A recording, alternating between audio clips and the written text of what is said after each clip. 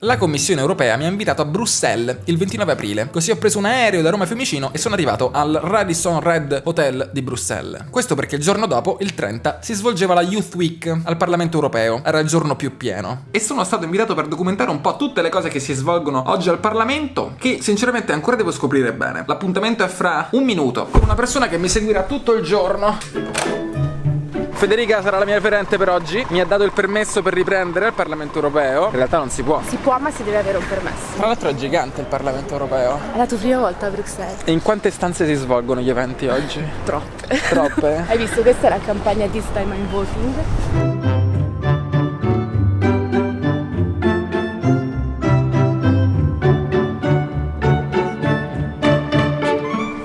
Inizia fra 5 minuti, quindi se vuoi esplorare qualcosa. Siamo italiani? È pieno di italiani qua a Bruxelles. Come la descrivo questa stanza? Sì, è l'emiciclo del Parlamento, l'emiciclo del Parlamento. Questo è l'emiciclo del Parlamento. Cioè quando si vedono online i video dei parlamentari che si arrabbiano fra di loro, è da qua. Dietro di me ci sono anche gli scout. Comunque, a parlare sarà il direttore della comunicazione del Parlamento, chiamato anche spokesman del Parlamento, un uomo che parla. Today, all sessions are interpreted in the 23 languages. If you put your headphones, you can actually choose the language you want to listen to. La prima conferenza che si svolgeva nell'emiciclo si chiamava Me and My Friends Are Voting. Riguardava appunto le elezioni europee che si svolgeranno in Italia il 26 maggio ed era concentrata sul cercare di rendere consapevoli tutti quanti i cittadini sull'importanza dell'Europa e dell'Unione Europea. Infatti un grosso problema è il fatto che le persone non vanno a votare durante le europee perché non sentono proprio i problemi riguardanti l'Unione Europea come se non ne facessero parte. Infatti la conferenza era concentrata sul cercare di tirare fuori idee, sul convincere le persone non interessate ad interessarsi. Hanno parlato poi due ragazzi che hanno vinto un concorso online per presentare queste idee. Un ragazzo ha pensato a delle voting squad, quindi delle squadre per aiutare le persone a votare. A number of them got lost in the process because of practicalities. When, where, and how to vote. I thought what better way to solve this problem than to encourage people to create a voting squad, a small group of people who prepare together for election day. E un altro ragazzo proveniente dai Paesi Baschi, in Spagna, ha proposto di unire il pincho, un aperitivo classico della zona, a delle serate a tema europeo e politico. E dopo questo momento c'è stata una sessione di brainstorming per ognuno per capire come convincere poi le proprie comunità locali ad interessarsi a questi argomenti. E per farlo abbiamo utilizzato uno strumento che si chiama slido.com e tutte le persone connesse alla sessione potevano inserire le proprie parole chiave in base al tipo di attività e tutto quanto compariva sullo schermo principale. È perfetto per fare delle votazioni in tempo reale. Ci hanno chiesto di pensare a idee per convincere gli altri a votare, giusto? Sì. Quello che vedo in giro è una distanza incredibile tra le persone e la politica. In questo momento non sono semplicemente interessati. Io quando dico che voglio diventare politico non voglio nemmeno sentirmi parlare. Quindi se noi giovani non iniziamo a votare e lasciamo semplicemente le persone che lo fanno quasi per abitudine, non riusciremo mai a cambiare le cose. Poi è inutile che andiamo a lamentarci se poi nel momento in cui abbiamo una voce, per quanto piccola che sia, non la faccia sentire, insomma. Ich fühle mich damit, dass es auf so einer weiten Distanz. I know this is young, I'm just a citizen. Ognuno parla nella propria lingua, c'è un Q&A fra il commissario e le varie persone che gli fanno le domande e tutti quanti hanno le cuffie perché in tempo reale ci sono gli interpreti qua, in queste cabine. In poche parole è un Q&A dove le persone possono chiedere qualsiasi cosa ed è un format che si chiama Citizen Dialogue e l'hanno fatto anche varie volte in Italia e fondamentalmente serve per mettere in contatto i commissari e i vari cittadini per capire un po' cosa pensano le persone. Alcune volte le domande sono un po' strane, però il commissario cerca di rispondere sempre in maniera seria ed educata. Pausa caffè, ci saranno le elezioni il 26, ho un mesetto di tempo per informarmi. C'è addirittura il succo all'arancia, io non bevo il caffè.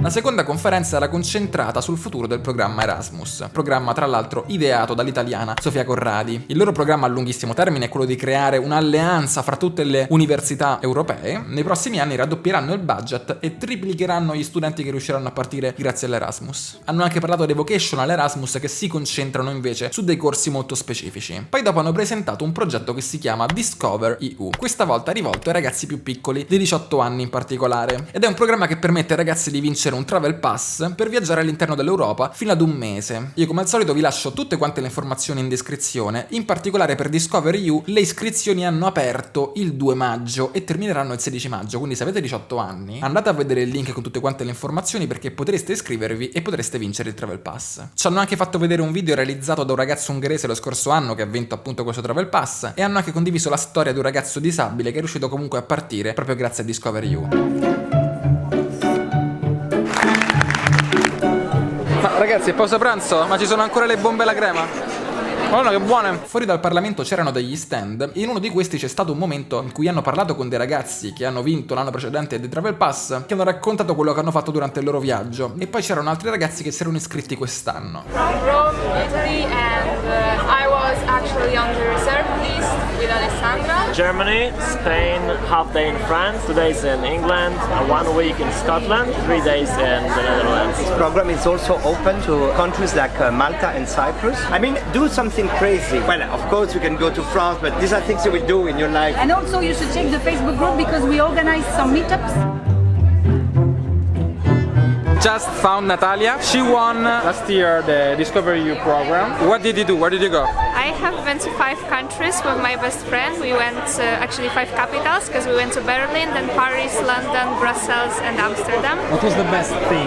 The best thing, meeting people on the road. Railing, you can meet a lot of people when you sit in the train. And it was the most amazing part, meeting other Discover EU participants. I'm still in touch with 2 friends I met there. Abbiamo invece 2 italiane che sono Alessandra e Francesca. Ciao. Salve. Loro invece per quest'anno hanno fatto l'applicazione e avete perso inizialmente, vi hanno messo in lista d'attesa. Come regalo di consolazione vi hanno fatto venire qua. Sì. Però comunque poi avete scoperto che dalla lista d'attesa siete state prese, pescate e avete comunque vinto. Sì, 2 giorni dopo. Mi sapete invece dire cosa avete fatto per partecipare? Che domande erano? Grazie a lei. Come l'hai scoperto tu? Tramite Facebook, semplicemente c'è un gruppo Facebook, Discover EU. Non ce la faccio. Ma perché? Vabbè, sì, c'è un sito, praticamente si può partecipare o singolarmente oppure in gruppo e ogni gruppo deve avere un group leader. Per me il mio era Alessandra e lei ha risposto a delle domande. No, erano 5 domande, principalmente sull'Unione Europea, per esempio la capitale culturale europea del 2019, quindi Matera, e domande quindi di questo genere. Poi la domanda casuale, sì.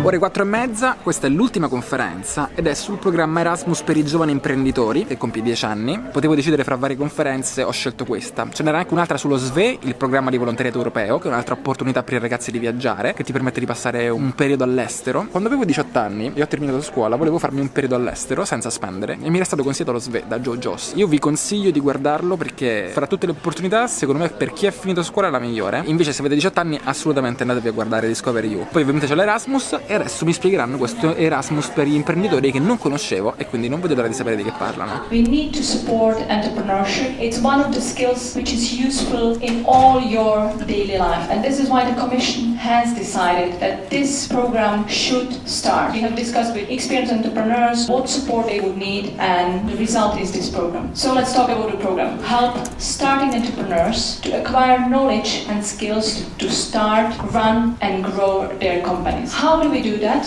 We actually offer them possibility to go on exchange to an experienced entrepreneur in another country between 1 and 6 months. We are currently covering 39 countries. The program on local level, we have to rely on a network of organizations. It's usually business support organizations, chamber of commerces. Okay, how does the program work? There are just 5 steps. The first step is online application. No deadlines, no limits, you can apply. Once you are admitted to the database, there is the matching. So you will be able to see the whole list of host entrepreneurs which are available, skills and options what they can offer to you. Once you agree together with the host, the third step is to agree on your plan, what you want to do together, because this is not about internship. A new entrepreneur is not coming to a host entrepreneur to work for him. This is peer-to-peer exchange of 2 entrepreneurs working on a project. So this is very important. Non conoscevo l'Erasmus per gli imprenditori, ma l'ho trovato veramente interessante, perché ti permette di fare uno uno scambio con delle imprese già avviate all'estero in Europa e quindi riuscire a ottenere informazioni, contatti e opportunità di business internazionale in Europa. Infatti dopo hanno parlato anche 2 imprenditori che hanno fatto negli scorsi anni il programma e hanno raccontato la loro esperienza. Una era una ragazza che vendeva prodotti di cancelleria ecosostenibili ed è passata da fatturare 9.000 euro all'anno ad 1 milione all'anno in soli 3 anni. E poi ha parlato un ragazzo italiano che si occupa di vendere e affittare caricatori per macchine elettriche. Non ho capito benissimo, ma era nel business delle macchine elettriche. E proprio grazie al programma è andato nei Paesi Bassi in un'azienda che si occupava di macchine elettriche ed è proprio anche grazie ad essa che riescono a lavorare.